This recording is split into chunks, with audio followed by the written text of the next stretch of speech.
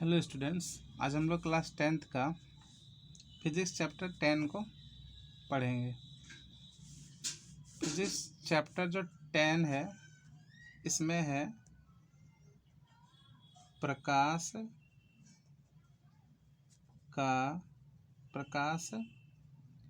का परावर्तन तथा अपवर्तन। ये चैप्टर का नाम है, जैसे कि आप लोग को पता होगा। और आज हम लोग जो है क्लास में इसी टॉपिक का चर्चा करेंगे। तो इस चैप्टर में आज हम लोग जो चर्चा करेंगे वो है प्रकाश का परावर्तन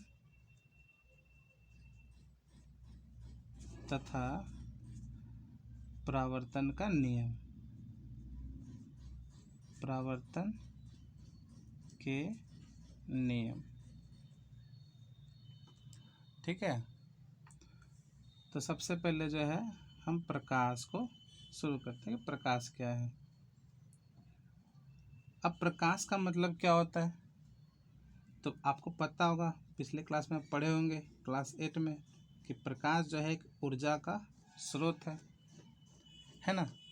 उसके अलावा भी एक माध्यम भी है जिसके सहायता से हम लोग वस्तुओं को देख पाते हैं।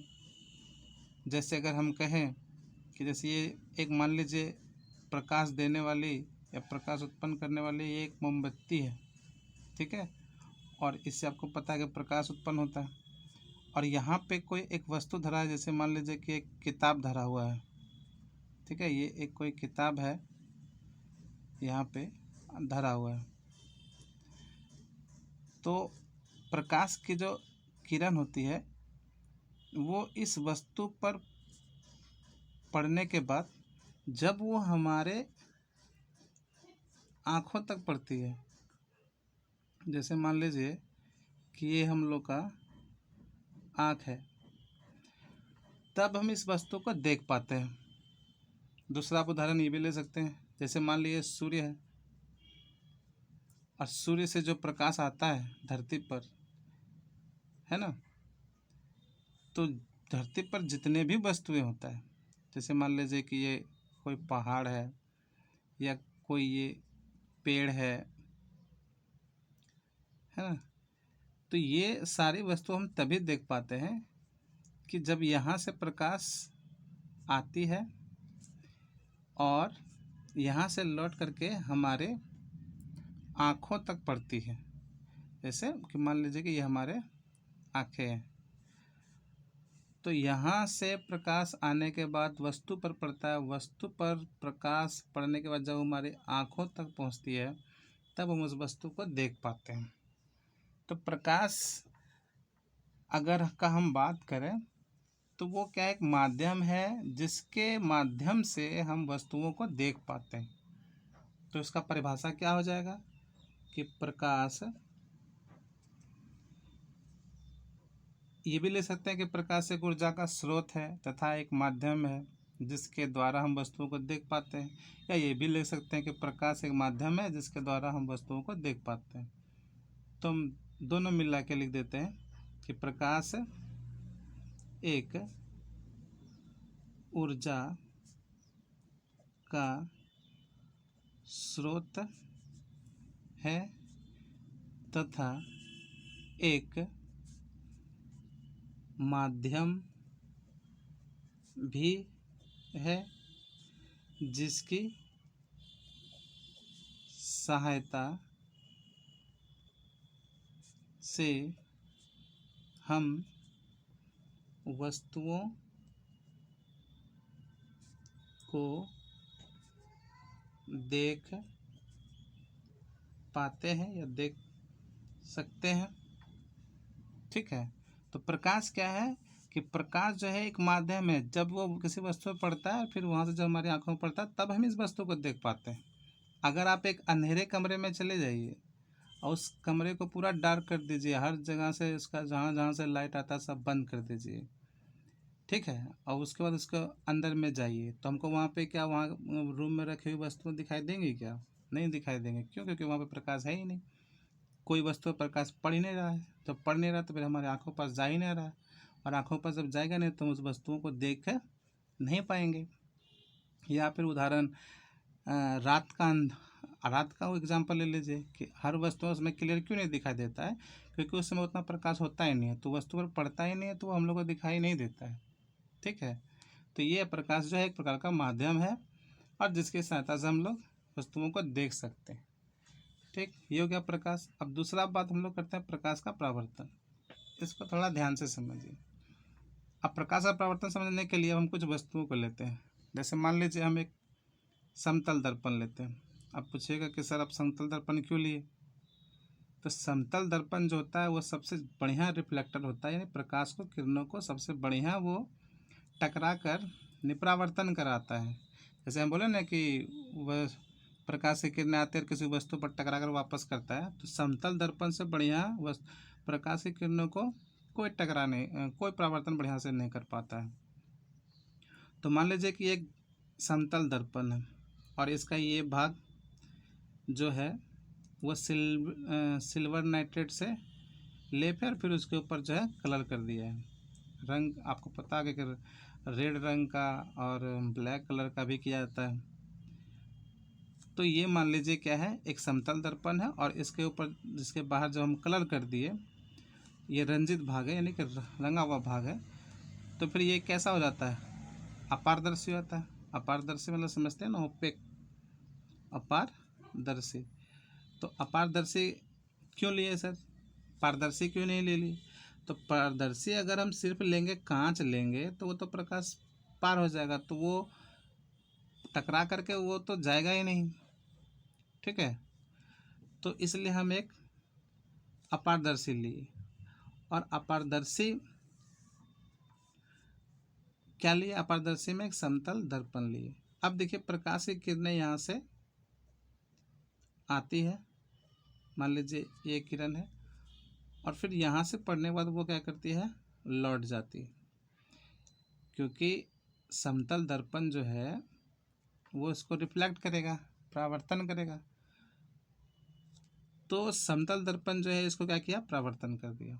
तो प्रकाश का परावर्तन का घटना क्या हुआ कि जब प्रकाश की किरण कोई अपारदर्शी वस्तु से या अपारदर्शी सतह से टकराकर जब वह पुनः लौट जाता है, क्या बोले फिर से सुनिए, कि जब प्रकाश का कोई किरण किसी अपारदर्शी परावर्तक सतह से टकराकर पुनः वापस लौट जाता है, तो इस घटना को, यानी कि प्रकाश के आने की घटना को और प्रकाश के जाने की घटना को हम लोग क्या कहते हैं? प्रकाश का परावर्तन कहते हैं।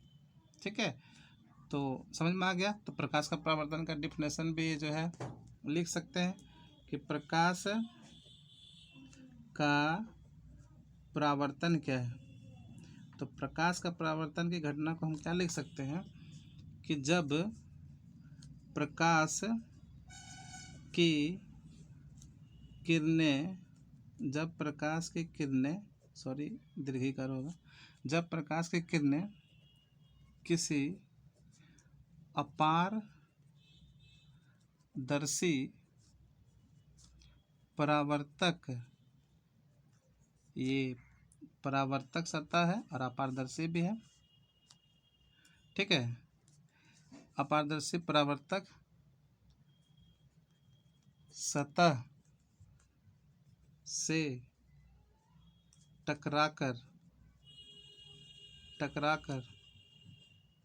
पुनः वापस लौट जाती है, तो इस घटना को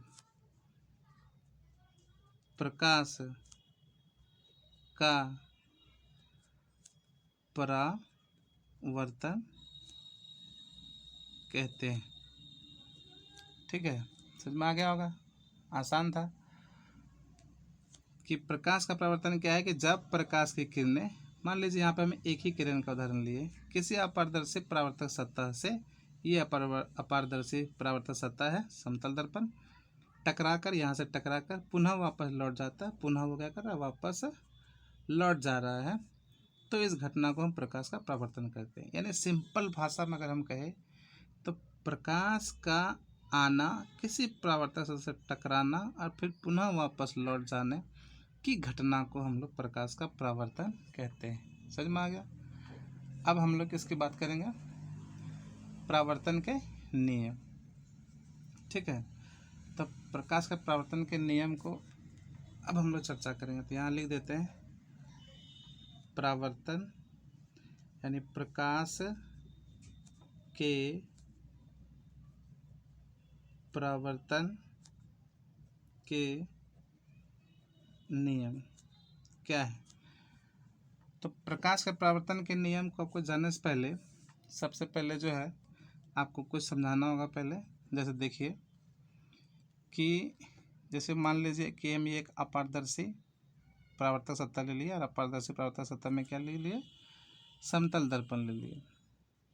समतल दर्पण कैसे बनाएंगे, एक आप कांच ले लीजिए, कांच को आप सिल्वर नाइट्रेट से जो है लेप लगा दीजिए, सिल्वर नाइट्रेट का लेप, और फिर उसको कलर कर दीजिए ब्लैक कलर से, या जो एक गेरुआ कलर का होता है उससे आप कलर कर दीजिए। तो ये फिर एक समतल दर्पण बन जाएगा। फिर आप जो है ये एक, तब ये क्या हो जाएगा, एक अपारदर्शी परावर्तक सतह बन जाएगा, परावर्तक सतह बन जाएगा। ठीक है, अब क्या करें कि प्रकाश की किरण जब यहाँ से आता है और यहाँ से फिर वह लौट जाता है तो यहाँ पे कुछ वह एंगल बनाता है, और इस एंगल को मापने के लिए हम एक अभिलंब खींचते हैं, और वो अभिलंब जो होता है वो 90 डिग्री का होता है परावर्तक सतह पर। तो जो ये एंगल है, इस एंगल को आई कहा जाता है। आई का होता है angle of incidence, angle of incidence, और इस एंगल को आर कहा जाता है एंगल ऑफ रिफ्लेक्शन। तो हाँ, हिंदी में इसको हम लोग क्या बोलेंगे, आई को बोलेंगे हम लोग, बोलेंगे आपतन कोण, और आर को हम लोग बोलेंगे परावर्तन कोण। ठीक है, अब देखिए ये किरण जो आई और ये किरण जो गई, तो इसका भी नाम है। जैसे इस किरण का जो नाम है इसको हम लोग बोलते हैं आपतित किरण, और ये जो गया इसको हम लोग बोलते हैं परावर्तित किरण। ठीक है, तो परावर्तन के नियम पहला क्या है कि ये जो एंगल है आई और ये जो एंगल आर, ये दोनों आपस में बराबर होते हैं। ठीक है, तो परावर्तन के नियम क्या है, जैसे परावर्तन का नियम जगह भर गया है, थोड़ा इधर लिख लेते हैं कि परावर्तन के दो नियम हैं। रुकिए थोड़ा जगह निकाल लेते हैं तो ज़्यादा बेटर रहेगा। हाँ देखिए, तो यहाँ लिख देंगे कि प्रकाश के परावर्तन के दो नियम हैं, क्या क्या है।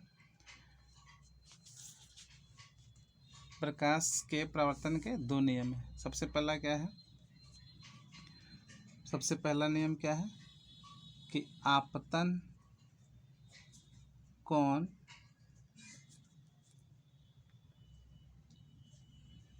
परावर्तन कोण का हमेशा, आपतन कोण परावर्तन कोण के हमेशा बराबर होता है, जैसे कि यहाँ पे अभी बताए कि ये आपतित किरण है, ये परावर्तित किरण है, और ये अभिलंब है, और यहाँ आई है, और यहाँ पे आर है। अच्छा, यहाँ पर भी लिख देते हैं आपतित किरण, इसको हम लोग बोलते हैं परावर्तित किरण। यहाँ पे एंगल आई और यहाँ पे एंगल आर है। तो ये जो एंगल है आपतन कोण और परावर्तन कोण, एंगल आई को भी उस साइड हम लिखे आपतन कोण, और आर को क्या लिखे परावर्तन कोण। तो ये दोनों हमेशा क्या होता है इक्वल होता है, हमेशा इक्वल होता है। ठीक है, तो कभी कभी ऑब्जेक्टिव में पूछ देता है कि कभी कभी इक्वल होता है या कुछ शर्तों पर इक्वल होता है, तो ऐसा कुछ बात नहीं है, हमेशा ये दोनों एंगल जो है इक्वल होता है। फिर दूसरा नियम क्या है, दूसरा नियम ये है क्या है कि ये जो आपतित किरण है ये और ये जो परावर्तित किरण है और जो अभिलंब है वो तीनों एक ही तल में होते हैं। एक ही तल का मतलब कि जैसे मान लीजिए कि प्रकाश की किरणें ऐसे इस पेपर से सट करके आया तो अभिलंब भी सट करके होगा, और ये जो परावर्तित किरण है ये भी सट करके जाएगा। ऐसा नहीं है कि ये इधर से आया और फिर ये ऐसे उठ करके ये परावर्तित किरण इधर चले गया, नहीं। अगर ये ऐसे उठ करके आएगा तो ये भी अभिलंब ऐसे होगा और ये भी ऐसे जाएगा। ठीक है, हाँ। तो ऐसे ऐसे नहीं कि ये अगर मान लीजिए उठ के आया आपतित किरण और ये ऐसे गया लेट करके, तो वैसा नहीं होता है। तो एक ही तल का मतलब कि ये अगर लेट करके आया है तो ये भी अभिलंब भी लेट करके होगा और ये भी ऐसे ही जाएगा। ठीक है, तो दूसरा नियम क्या है कि आपतित किरण, अभिलंब तथा परावर्तित किरण तीनों एक ही तल में होते हैं, यानी कि एक ही बिंदु में होते हैं। तो यहाँ पर लिख देते हैं कि आपतित किरण कॉमा अभिलंब और परावर्तित किरण तीनों एक ही तल में होते हैं। समझ में आया? ठीक है, अब जैसे ये इस एंगल को क्या कहा जाता है, इस एंगल को कहा जाता है जी। जी का क्या होता है पूरा, जी का पूरा होता है ग्लांसिंग एंगल। ये खैर आपका सिलेबस में नहीं है, लेकिन फिर भी आप जान लीजिएगा, आगे अगर पढ़ाई कीजिएगा कंपटीशन में तो काम देगा। तो ये एंगल और ये एंगल दोनों जी जो है यहाँ भी होगा तब यहाँ पे है तो यहाँ पर भी होगा, दोनों बराबर होता है। हिंदी में इसको बोलते हैं छूता हुआ कोण, छूता हुआ कोण। हालांकि ये आपका सिलेबस में नहीं है तो उतना ध्यान देने की ज़रूरत नहीं है। समझ में आया? तो क्या पढ़े हम लोग, प्रकाश के परावर्तन के दो नियम। पहला पढ़ेंगे आपतन कोण परावर्तन कोण के हमेशा बराबर होता है, यानी angle i equal to angle r. यहाँ पे हम लिख सकते हैं अर्थात एंगल आई इस एंगल आर का हमेशा इक्वल होता है। और आप दूसरा नियम क्या है कि आपतित किरण, अभिलंब और तीसरा जो है परावर्तित किरण है वो तीनों एक ही तल में होता है। ये दूसरा नियम हो गया। अब ये अभिलंब यहाँ पे क्यों खींचा जाता है, तो आपको बताएं कि अभिलंब जो है इस आपतन कोण और परावर्तन कोण को मापने के लिए खींचा जाता है। अगर इसको नहीं खींचेंगे, लंब 90 डिग्री का नहीं बनाएंगे तो फिर इसको कैसे मापेंगे, किस आधार पर मापेंगे, क्योंकि ये तो वैल्यू दिया हुआ ही नहीं है किसी का। ठीक है, तो ये आपका हो गया प्रकाश के परावर्तन के दो नियम। तो हम लोग प्रकाश और प्रकाश का परावर्तन और प्रकाश के परावर्तन के नियम पढ़े। तो आशा करता हूँ कि आपको अच्छा लगा होगा वीडियो, और अगर बहुत ज़्यादा अच्छा लगा तो आप लाइक कीजिए और चैनल को सब्सक्राइब कीजिए और शेयर भी कीजिए, ताकि मोटिवेशन मिलते रहे तो आप लोगों के लिए और इस तरह के वीडियो बना सके। धन्यवाद। आपका दिन शुभ रहे, भगवान आपको आशीर्वाद दे।